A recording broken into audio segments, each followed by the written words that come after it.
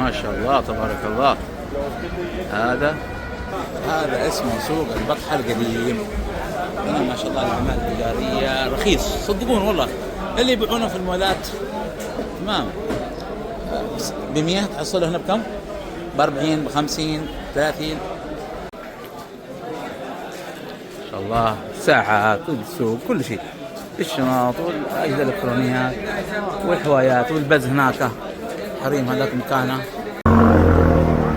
وهنا برضو أحد الأماكن الجميلة الآن متجهون إلى نستو، وهذا المكان نستو. طبعا كثير من الناس يوم يشوفون مقاطع يتذكرون أيام أول كانوا من حد كان يشتغل حد كان سافر، وذا المكان مليء بالذكريات. أي حد يزور الرياض هذا المكان مليء بالذكريات. سلم عليه يا شريف.